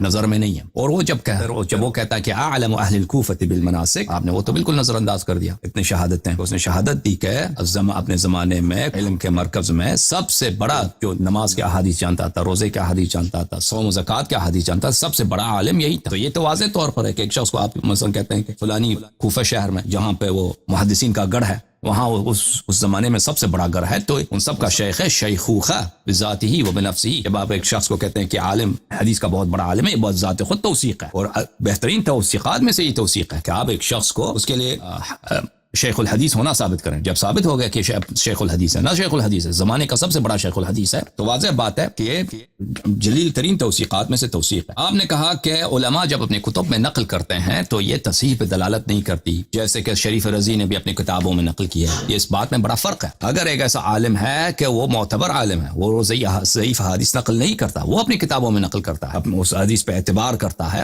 وہ اس حدیث نقل کرتا ہے، اس پہ اعتبار کرتا ہے، تو پھر اس حدیث کی بہت بڑی وہ بن جاتی ہے، اعتبار بن جاتا ہے. کتاب بخاری میں بخاری نے ذمہ لیا ہے کہ اس کی سب احادیث صحیح ہیں. کتاب ادب مفرد میں ایسا ذمہ نہیں لیا ہے، لیکن اس کے باوجود بخاری کا ایک وزن ہے، بخاری کے ایک جلالت قدر ہے آپ لوگوں کے نزدیک. جب وہ ایک حدیث نقل کرتا ہے تو پھر آپ نہیں کہہ سکتے کہ یہ حدیث جھوٹی ہے، اس بذات خود کی بخاری نے نقل کیا ہے اور کسی ہدف کے لیے نقل کیا ہے، تو اس حدیث کا وزن بڑھ جاتا ہے اس بات. لیکن ایک ایسی کتاب مثلا جو شخص محدث ہے ہی نہیں، وہ مثلا شریف رضی کی طرح، وہ اپنی کتاب میں کوئی حدیث نقل کرتا ہے، اس کا طریق بھی نہیں معلوم، سند بھی نہیں معلوم کہاں سے اس نے لے لیا، تو اس میں اور اس میں بڑا فرق ہے. آپ ان دونوں کا خلط کر رہے ہیں. دیکھیں، یہ کہ اگر ایک حدیث ایک طریق سے آ جائے ضعیف، دوسرے بھی طریق اس کے ساتھ ضعیف ہو، تو یہ اس کے ضعف کو رد نہیں کرتا. یہ ابن صلاح کا اجتہاد ہے، ٹھیک ہے نا، ابن صلاح کا اجتہاد ہے، اس سے کوئی توافق کرنا ضروری نہیں ہے. لیکن دوسری بات کہ تعدد طرق، ایک ہی حدیث متعدد طرق سے آتے ہیں اور علماء کبار اس کو نقل کرتے ہیں، تو یہ ایک عقلانی شے ہے. ٹھیک ہے، یہ بھی کوئی حدیث روایت نہیں ہے، لیکن یہ ایک عقلائی شے ہے. ایک تعدد طرق جب بن جاتا ہے، متعدد لوگ اس کو نقل کرتے ہیں، یہ اگر کسی آگے اجتہاد یا ہو یا نہ ہو، یہ ایک ایسی بات ہے کہ ایک کوئی بھی آپ فرد سے آپ مراجعہ کریں ہماری زندگی میں، اگر کوئی 2-3 آدمی ہمیں ایک ہی بات بتائیں، مثلا ایک شخص آ کے کہتا ہے کہ پاکستان میں اسلام آباد میں مثلا وہاں پہ افراتفری ہے، دوسرا بھی آ کے کہتا ہے ہم اسلام آباد سے آ گئے، وہاں پہ کیا ہوا، اسلام آباد میں ہم نے دیکھا وہاں پہ فساد ہو رہے ہیں، ہنگامے ہو رہے ہیں، تیسرا بھی آگے وہی کہہ رہا ہے، تو ہمیں اس کی تصحیح کرنا ہوگا. اگر ایک ہی آدمی کہہ دے، آدمی مثلا ہے بھی مثلا کوئی ثقہ آدمی نہیں ہے، شاید اس کی بات میں شک ہو، یہ آدمی مثلا جھوٹا بھی ہے، کبھی جھوٹ بھی بولتا ہے، نماز بھی نہیں پڑھتا، تو یہ آ کے ہمیں کہہ دیتا ہے کہ بھئی اسلام آباد میں نے دیکھا وہاں پہ بہت ہنگامے ہو رہے ہیں، تو اس کی بات پہ ہم اعتبار نہیں کریں گے. لیکن جب 2-3 آدمی کہیں گے نا، 2-3 آدمی کہیں گے تو پھر گرچہ وہ سب بذات خود کیا ہوں، بذات خود نمازی نہیں ہوں، تو وہ اتنے ثقہ نہیں ہے کہ اتنے ہم ان کو جانتے بھی ہیں کہ کیسے لوگ ہیں، لیکن ہم نے 2-3 لوگوں سے سنا تو انسان اعتبار کر لیتے کہ بھئی یہ سب اگر کہہ رہے ہیں تو اس بات کا کوئی ہوگا کہ اسلام آباد میں کوئی چکر ہوا ہوگا. تو کہنے کا مقصد یہ ہے کہ یہ بات جو ہے ایک اجتہاد نہیں ہے، یہ ایک سنت ہے، ایک طریقہ کار ہے کہ ہم اپنی زندگی میں روزانہ اپنی زندگی میں اس طریقہ کار پہ سب لوگ کافر مسلمان اس طریقہ کار پہ عمل کرتے ہیں کہ اگر ایک ہی بات متعدد طرق سے آ جائے تو اس کو اعتبار دیتے ہیں. اچھا، آپ کہتے ہیں ضابط ہونا ثابت کریں، تعدیل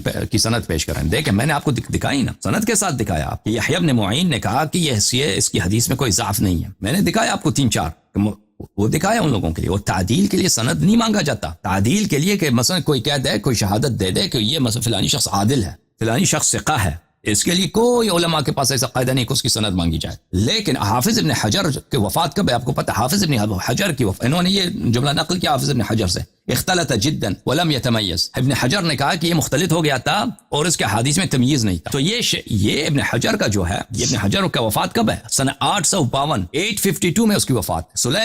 لیث ابن ابی سلیم کی وفات ہے سنہ 143، یعنی 610 سال کے بعد، 600 سال کے بعد یا 700 سال کے بعد، بلے 700 سال کے بعد ایک شخص ابن حجر کہتا ہے یہ مختلط ہو گئے اور سند وغیرہ کوئی پیش نہیں کرتا. تو ہمیں حق ہے کہ ہم پوچھیں کہ یا یحییٰ بن معین جو اس سے قریب العہد ہے، یحییٰ بن معین بہت قریب العہد ہے کس سے؟ لیث بن ابی سلیم سے. یحییٰ بن معین کی وفات کب ہوگی؟ سنہ 200 210 220 اس طرح ہوگی، ابھی مجھے ذہن میں نہیں ہے، بس اسی طرح کچھ ہوگا. یحییٰ بن معین وہ قریب العہد ہے، وہ کہتا ہے اس کی حدیث میں کوئی اشکال نہیں ہے. ابن حجر کہتا ہے کہ اس کا حافظہ خراب ہو گیا تھا. ہم کس کی بات مان لیں؟ وہ شخص جو قریب العہد ہے اس کی بات مان لیں یا وہ شخص جو دور ہے اس سے؟ ٹھیک ہے نا. اچھا، اجلی جو وہ قریب العہد ہے، متوفا ہے سنہ 261 میں، اس نے کہا کہ اجلی نے کہا 261 بخاری اور مسلم کے زمانے کا آدمی ہے.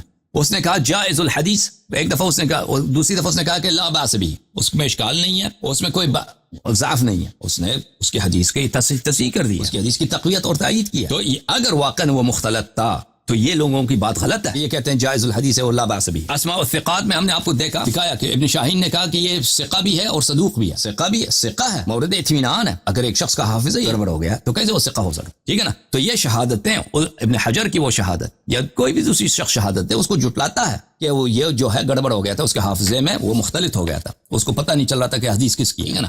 اگر اختلاط بھی ہوا ہو نا، اختلاط اس کی سند میں ہو سکتا ہے، الفاظ میں کیسے وہ اختلاط کر سکتا ہے؟ کہ رسول اللہ صلی اللہ علیہ وسلم نے ابو بکر سے یہ جملے فرمائے، ٹھیک ہے نا، وہ اختلاط ہوا ہوگا. اگر آپ اس بات کا اعتراف کرتے ہیں کہ آپ کی احادیث کتب سے منقول نہیں ہیں، سب حافظوں سے منقول ہے نا، اتنے زیادہ واسطے ہیں. بخاری نقل کرتا ہے حدیث رسول اللہ صلی اللہ علیہ وسلم سے، اغلب 6 واسطے ہوتے ہیں، اور ان لوگوں نے سب حافظے سے نقل کیا، سنی باتیں کہ فلانے نے اس سے سنا، فلانے نے اس سے سنا. تو پھر اور ان میں سے بعض مثلا کہ جن کے حافظے خراب تھے ان سے نقل نہیں کیا ہے. تو پھر اچھی طرح سے سمجھ لیں کہ جب واسطے بڑھ جاتے ہیں، ہم جانتے ہیں اچھی طرح، آپ اپنی زندگی میں اس کو ٹیسٹ کریں، واسطے جب بڑھ جاتے ہیں، ایک واسطے کے ساتھ اگر کوئی نقل کرے نا کہ میں نے اپنے بجان سے سنا، انہوں نے یہ فرمایا تھا، تو پھر اطمینان آ جاتا ہے. لیکن جب واسطے 3 4 5 6 ہو جاتے ہیں، پھر وہ اس کی عقلاء کے نزدیک اس بات کی اہمیت نہیں رہتی، اس بات کی وہ ویلیو نہیں رہتی، اور یہ پوری آپ اپنی سنت کو ضعیف بنا رہے ہیں اس بات سے. تو الحمدللہ رب العالمین. اس کے علاوہ حافظ ابو الحسن دارقطنی نے کہا کہ یہ صاحب سنہ ہے، یہ علم حدیث کا حامل ہے، اور اس نے فرمایا کہ اس میں اشکال نہیں ہے. صرف علماء نے صرف یہ اشکال کیا تھا کہ اس نے مجاہد، عطا اور طاووس کے حدیث میں جمع کیا، صرف یہ اشکال کیا تھا. اگر اختلاط ہوتا اس میں، حافظ ابو الحسن دارقطنی جو بہت قریب العہد ہے، اس سے زمانہ اس کا قریب ہے، تو وہ اس کو ذکر کرنا ضروری سمجھتا کہ حفاظ نے اس پہ انکار کیا ہے کہ یہ مختلط تھا. ٹھیک ہے نا. اچھا، اب آپ نے فرمایا کہ یہ جو ہے رجال بخاری و مسلم میں سے ایسے ہیں کہ ان کی حدیث جو ہے اصول میں نہیں ہے. میں آپ کی بات مانتا ہوں، بعض لوگوں نے کہا کہ اس کی حدیث اصول میں نہیں ہے، اس کی حدیث مقرون بحدیث لوگ ہیں. ابھی میں نے دیکھا تھا کہ لیس کی حدیث جو ہے بخاری مسلم میں مقرون ہے یا اصول میں سے، لیکن دیکھنا ہوگا وہ. لیکن بہرحال آپ کا علماء نے اس کو ذکر کیا ہے رجال بخاری اور مسلم میں. تو اس حدیث کے الحمدللہ رب العالمین. لیث ابن ابی سلیم کے متعلق آپ نے جو کہا ہے کہ یہ شخص ضعیف ہے، تو ہم نے آپ کو دکھا دیا کہ یہ شخص ضعیف نہیں ہے، اوعیت العلم میں سے ہے، اور یہ جو ہے ثقہ ہے الحمدللہ. اور یہ اس بات کے باوجود کہ آپ کے علماء اتنے متعصب ہوتے ہیں کہ ابو بکر عمر کے متعین نقل نہ کیے جائیں، تو اس نے نقل کیا ہے. اصلا اس حدیث کا اصل ہے الحمدللہ رب العالمین، یہ ثابت ہو گیا. اور مزید کچھ ہے مولوی صاحب، اب انہوں نے سوال کیا ہے کہ کیا کوئی شخص مسلمان ہے یا نہیں وہ امامت کا انکار کرے. ہمارے نزدیک اگر ایک شخص حدیث رسول صلی اللہ علیہ وسلم اگر اس کے لیے ثابت ہے پھر بھی اس کو انکار کرتا ہے، رسول صلی اللہ علیہ وسلم کی بات کو نہیں مانتا، تو بلی اور اس کو جھٹلاتا ہے، تو وہ بلا شک بلا رائب وہ صرف امامت کے مسئلے پر نہیں ہے، ہر مسئلے پر وہ کافر ہے. رسول اللہ صلی اللہ علیہ وسلم چاہے امامت کے مسئلے پہ اس کو ان کا حدیث ہو، چاہے روزہ نماز، کسی بھی مسئلے پر اگر حدیث ثابت ہو جاتا ہے اس کا انکار کرتا ہے، وہ کافر ہوتا ہے. لیکن جس شخص کے لیے ثابت نہیں ہے حدیث، جس شخص کے لیے ثابت نہیں ہے مثلا وہ اس کو اعتماد نہیں ہے. میں نے 12 اماموں کے بارے میں بولا ہے، اب 12 اماموں کے چاہے 12 اماموں کے متعلق اس کے لیے ثابت نہیں ہے، 12 اماموں کی امامت ثابت نہیں ہے، تو وہ مسلمان ہے ہمارے نزدیک، کافر نہیں ہے. لیکن اگر ثابت ہے اور انکار کرتا ہے تو اس کے کفر میں شک. اگر ایک شخص جاہل ہے، نہیں جانتا، اس کے لیے ثابت نہیں ہے، وہ کہتا ہے مجھے نہیں پتا، شیعہ یہ کہتے ہیں، بھائی شیعہ روایت نقل کرتے ہیں، شاید وہ روایت ضعیف ہے، ہم مجھے اعتبار نہیں ہے، تو پھر وہ مسلمان ہے ہمارے نزدیک. ٹھیک ہے نا. عالم بھی ہو تو پھر اگر جانتا ہے حق ہے. دیکھیں علماء یہ بات نہیں ہے کہ اگر کوئی شخص عالم ہے وہ سب کچھ جانتا ہے. علماء میں سے بہت ساری چیزیں ہیں کہ وہ ایک بات ان کو نہیں معلوم. ٹھیک ہے نا. 12 اماموں کی امامت اس کے ذہن میں شبہ ہے یا نہیں جانتا، اگر اس نے تحقیق نہیں کی ہے تو پھر بھی اس ملامت ہے، کیونکہ عالم کا کام ہے تحقیق کرنا. عالم اپنے آپ کو نہیں چھڑا سکتا کہ میں نے تحقیق نہیں کی، نہیں، اس کو تحقیق کی اس پہ واجب ہے، عالم پہ گرفت شدید. لیکن اگر ایک شخص کو پتہ ہے یا اس کو پتہ ہے یا اس کو پتہ چل سکتا ہے لیکن وہ تحقیق نہیں کرتا، اس کو پرواہ نہیں ہوتی، چھوڑو کیا بات ہے، ہم نہیں کرتے تحقیق، تو بلا شک بلا رائب ایسا شخص جو ہے دنیا میں تو مسلمان ہے، دنیا میں وہ بالکل مسلمان ہے. دنیا میں یعنی اگر وہ مر جائے تو اس کے جنازے کو غسل دینا ہوگا، اس کو دفن کرنا ہوگا، اس پہ نماز پڑھنا ہوگا، جیسے رسول اللہ صلی اللہ علیہ وسلم نے ابن ابی ابن سلول کے ساتھ ابی ابن ابی سلول کے ساتھ کیا، وہ تو پکا منافق تھا، مسلمانوں جیسا برتاؤ کیا تھا اس کے ساتھ، کیونکہ وہ ظاہر میں اسلام کا انکار نہیں کرتا تھا، نماز پڑھایا اس کو، دفن کیا اس کے قبر میں، اپنا لباس دے دیا کفن کے لیے. تو ایسا شخص دنیا میں مسلمان ہے جو رسول اللہ صلی اللہ علیہ وسلم کے احادیث کو ٹکراتا ہے امامت میں، یعنی اگر وہ مر جائے تو اس کو مسلمانوں جیسا اس کے ساتھ برتاؤ کرنا ہوگا. اگر اس کا باپ مرتا ہے تو اس کو میراث ملے گا، تو اس پہ کافر کے احکام جاری نہیں ہوں گے، لیکن وہ ہے ہی کافر ہے حقیقت میں، آخرت میں وہ کافر ہے. لیکن اگر ایک شخص نہیں جانتا، ایک شخص جو اس کو پتہ نہیں ہے، بھئی اس کے لیے تحقیق بھی ممکن نہیں ہے، نہ جانتا ہے نہ ممکن ہے، تو پھر وہ دنیا میں بھی مسلمان ہے، آخرت میں بھی انشاءاللہ تبارک و تعالی اس کا امر اللہ کے لیے ہاتھ میں. اللہ چاہے اس کو جنت میں لے کے جائے، مغفرت کرے اس کی، اللہ چاہے اس کو جہنم میں جائے، اس کے گناہوں پر وہ اللہ کے ہاتھ. سر یہ ہے کہ ہمارے یہاں تھوڑا اس وقت انٹرنیٹ کا بھی مسئلہ ہوتا ہے. میں نے ایک دو بات اور کرنی ہے پچھلی اس کے حوالے سے نا، وہ میں دہرا دیتا ہوں تاکہ جو ہے زیادہ وقت آپ کا نہ لوں اور یہ نہ ہو کہ کال نہ چلے. میں نے آپ کے جو ایڈمن حضرات ہیں ان سے بھی میں نے بولا تھا کہ مجھے مشکلات ہوئی، تو میں ایک جو باتیں آپ نے خود ہی تسلیم کر لی ہیں میں ان کو تھوڑا تھوڑا دہرا دیتا ہوں اور پھر اگلی بات کرتا ہوں. اور وہ اگلی بات جو ہے وہ حضرت عائشہ رضی اللہ تعالی عنہا کے حوالے سے آپ نے کی ہے کہ حضرت عائشہ رضی اللہ تعالی عنہا کی حدیث ہے کہ انہوں نے چوہے کو جو ہے کہا ہے کہ وہ ماں ہی بحرام، اس پہ بات کرتے ہیں. پھر یہ جو تھا لیس بن ابی سلیم جو تھا، اس کے بارے میں آپ نے یہ بھی بات مانی ہے کہ مقدمہ ابن اصلاح وغیرہ میں یہ دونوں قاعدے کا ہونا، اور یہ قاعدہ ہے، کلیہ ہے، اصول ہے، ضابطہ ہے محدثین کے یہاں، اور یہ اہل سنت کے یہاں ایک سسٹم ہے، اس کو سب جانتے ہیں، سب کو پتہ ہے کہ ہمارے محدثین کے یہاں قواعد ہیں. شیعہ کے یہاں اگرچہ اس طرح کوئی وسیع سسٹم نہیں ہے ان کے یہاں، لیکن اہل سنت کے یہاں ایک سسٹم ہے، روایت کے متعلق، رجال کے متعلق کتابیں ہیں. اور صرف یہ بات کہہ دینا کہ تعدد طرق سے جو ہے روایت صحیح ہو جاتی ہے، تو اسی طرح کا قاعدہ دوسرا بھی ہے جس کو میں نے بیان کیا، اور یہ مقدمہ ابن اصلاح میں ہے. دونوں قاعدے جو ہے مد نظر رکھنے چاہیے، اور آپ نے اس بات کو مانا کہ ہاں یہ بات ہے، یہ بات ختم. دوسری بات یہ ہے جو میں نے کی تھی، وہ یہ کی تھی کہ اس کے تعدد طرق نہیں ہے، یہ جو ہے لیس بن سلیم جو ہے اسی کا ترک ہے، اور یہ کبھی ابھی محمد کا نام لیتا ہے، کبھی ابھی بکر غالباً اوپر کا راوی اس کا نام لیتا ہے، اور یہ اوپر والوں کی توثیق اور تعیین بھی ثابت نہیں ہے کہ یہ کون ہے. پھر بھی یہ روایت اگر بالفرض، میں نے پہلے بھی بولا تھا، اگر بالفرض لیس بن سلیم کی وجہ سے صحیح ثابت ہو بھی جاتی ہے تو اوپر کے جو راوی ہیں ان کی توثیق اور ان کی تعدیل بھی ثابت نہیں ہوتی، پھر بھی یہ ضعیف ہی رہتی ہے. اس سلسلے میں آپ نے ایک بات کی تھی کہ بخاری جو ہے کسی روایت کو نقل کرتا ہے، یا محدثین ہمارے کسی روایات کو نقل کرتے ہیں تو عالم اگر معتبر ہے تو وہ روایت کو نقل کر دیتا ہے، جیسا کہ شیعہ کے یہاں نقل کرتے ہیں تو وہ ان کی روایات کو معتبر سمجھتے ہیں، جیسے اصول اربعہ کی روایتیں ہیں، احتجاج تبرسی کی ہیں یا باقر مجلسی کی ہیں، کچھ سمجھتے ہیں، اکثر شیعہ تو نہیں سمجھتے، جو ہیں یہاں کے پاکستان کے ہیں، انڈیا کے ہیں، وہ نہیں سمجھتے. لیکن ہمارے ہاں یہ بات بالکل کھلی ہے کہ بے شک بخاری ہو یا بخاری سے بھی کوئی بڑا امام ہو، وہ روایت نقل کرتا ہے، اس کی سند دیکھی جائے گی، اس کے اوپر تحقیق کی جائے گی. اگر وہ روایت تحقیق کی کسوٹی پہ اگر وہ صحیح ثابت ہوتی ہے تو وہ صحیح ہوگی، اگر وہ تحقیق کی کسوٹی پہ ثابت نہیں ہوتی صحیح تو بے شک اس کو امام احمد بن حنبل نقل کریں، اس کو امام مالک نقل کریں، قاری کریں، کتب ستہ کے محدثین نقل کریں، وہ ہمارے نزدیک معتبر نہیں ہوتے. یہ بات بھی ختم.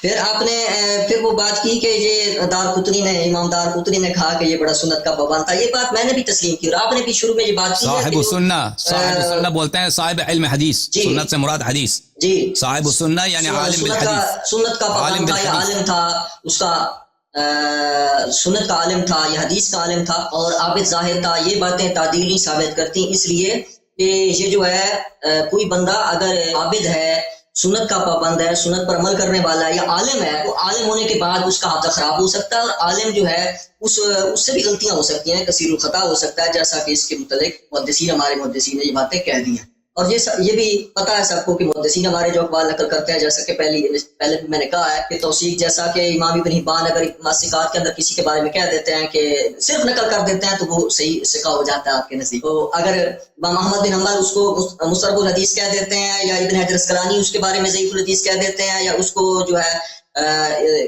دوسرے امام کہہ دیتے ہیں، یا بن معین یا امام نسائی کہہ دیتے ہیں ضعفاء کے اندر کہ یہ ضعیف ہے، تو آپ کا سند بات جو ہے نامناسب ہے. تو اس لیے میں اس بات کو بڑھاتا نہیں ہوں، یہ بات ختم. باقی بخاری والی بات کو بھی آپ نے تسلیم کیا کہ یہ اس کی حدیث جو ہے مقرون ہے، اور میں نے بولا تھا کہ یہ مطابقت میں بخاری مسلم لیتے رہتے ہیں روایت، لیکن وہ اس کا ایسے راوی اور ایسے راویوں کا بخاری میں ذکر آ جانا، یا بخاری میں ان کی سند کے اندر ان کا آ جانا، یا ان سے روایت آ جانا ان کی توثیق کو ثابت نہیں کرتا, ان میں جو عیب ہوتا ہے وہ عیب ہی رہتا ہے. اور آپ کیوں حافظ ابو الحسن دارقطنی کا پورا جملہ نقل نہیں کرتے؟ انہوں نے تصریح کیا انما انکروا علیہ فی جمع بین عطاء و مجاہد, کہ ان پہ صرف ایک ہی اشکال کیا ہے, محدثین نے ان پر صرف ایک ہی اشکال کیا ہے. وہ کون سی اشکال ہے؟ اشکال یہ ہے کہ انہوں نے عطا اور مجاہد کے حدیث اور فلان کے حدیث میں اور طاؤوس کے حدیث میں جمع کیا. انما انکروا علیہ, صرف ان پہ ایک ہی اشکال ہے, ان پہ اختلاط کا اشکال اگر ہوتا تو ان کا یہ جملہ غلط تھا, کہ اگر وہ مختلف بھی ہوتے. آپ اس کا ترجمہ کھول لیں زابی کا میزان الاعتدال میں, تو وہاں یہ بھی لکھا ہے کہ یہ طاؤس وغیرہ سے زیادہ ضعیف ہے. ٹھیک ہے, یہ ساری باتیں لکھی ہوئی ہیں. تضعیف کے لیے آپ کو پتہ ہے, تضعیف کے لیے سبب کی ضرورت ہوتی ہے, توثیق کے لیے سبب یہ سبب ہے. یہ جب سبب آپ نے اختلاط ذکر کیا نا, سبب آپ نے اختلاط ذکر کیا ہے, اختلاط کا سبب اس کی کوئی سند نہیں ہے, کوئی حیثیت نہیں ہے. کیوں حیثیت نہیں ہے؟ کیونکہ جو لوگ قریب العہد تھے, جو لوگ قریب العہد تھے انہوں نے کہا کہ اس کی حدیث صحیح ہے, صالح الحدیث لا باس به جائز الحدیث. پھر انہوں نے کہا کہ اس پہ صرف ایک اشکال کیا محدثین نے, اور وہ اشکال یہ ہے کہ اس نے طاؤوس اور مجاہد اور فلانے کے حدیث میں جمع کیا. ایک نہیں ہے, دیکھیں اس کے اوپر ایک اشکال نہیں ہے. یہ کسی کا کہہ دینا کہ ایک نہیں ہے, کیونکہ ہمارے سامنے سب نے ان کے بارے میں کہا. وہ کون آپ بتائیں نا, اختلاط دکھائیں اس کا, کس نے کہا اس نے اختلاط کیا؟ آپ نے دوسرے حافظ ابن حجر کا کہا. حافظ ابن حجر کی وفات سنہ 852 راوی کا وفات ہے سنہ 143. ایک شخص 700 سال کے بعد آتا ہے, 710 سال کے بعد, کہتا ہے فلانی مسئلہ مختلف ہو گیا تھا. بھائی وہ جو قریب العہد ہے وہ کہہ رہا ہے کہ اس کی حدیث صحیح ہے, آپ کس کی بات مانیں گے مولوی صاحب؟ ٹھہر جائیں. ٹھیک ہے, اب اگر حافظ ابن حجر اسقلانی کہتے ہیں کہ اس کو اختلاط ہو گیا تو آپ اس کے لیے سند مانگ رہے ہیں. آپ کہہ رہے ہیں کہ ان کے قریب والا بندہ یہ کہتا ہے اور حافظ ابن حجر اسقلانی کی بات کو آپ رد کر رہے ہیں. آپ سے پوچھتا ہوں کہ جب میمون الکندی کو صرف نقل کیا تھا ابن حبان نے, تو آپ نے اس کو توثیق کیوں کی؟ ابھی میمون الکندی کی بات نہیں ہے. میمون الکندی کی جو حدیث ہے ابو بکر اور عمر خیبر سے بھاگے تھے, وہ کئی متعدد طرق سے ثابت ہے, اور اگر آپ چاہیں ثابت نہیں ہے. آپ جب چاہیں وہ کیس کھول دیں, ہم ادھر بیٹھے ہیں, ہم کہیں گئے نہیں ہیں, آپ وہ کیس کھول دیں, اپنا استدلال کریں اور ہمارے وہ پھر دیکھ لیں کہ ہم تصحیح ثابت کریں گے یا نہیں کریں گے. میں تو کیس تب کھولوں کہ جب آپ سے میمون الکندی کی توثیق ثابت ہوئی ہو. بھائی آپ کیس کھول دیں, کیس جب آپ چاہیں نا, وہ ہر سوال پہ آپ ایک ہی حدیث میں کتنا وقت لگا. میں گھنٹہ آپ سے یہی پوچھتا رہا کہ تعدیل ثابت کرے میمون الکندی کی, آپ نے نہیں ثابت کی. دیکھیں ایک حدیث جو مطابق طرق سے مروی ہے, اس کی توثیق کی ہے. ہاں توثیق نہیں ہے, ابن حبان کی توثیق نہیں ہے. اگر محدثین کی یہ باتیں موجود ہیں, اور یہ حدیث صرف اس سے نہیں ہے, صرف میمون الکندی سے مروی نہیں ہے, تو کئی طرق سے مروی ہے. پھر محدثین کے ہاں یہ قاعدہ موجود ہے کہ اگر کسی سند کو حاکم تصحیح کر دے تو اس کی توثیق ہوتی ہے. خود حاکم کی تصحیح جو ہے وہ توثیق ہوتی ہے. اس پہ حافظ ذہبی نے الکتاب الموقظہ میں تصریح کیا کہ توثیق بنفسہ, تصحیح بنفسہ روات کی توثیق ہوتی ہے. ترمذی کی توثیق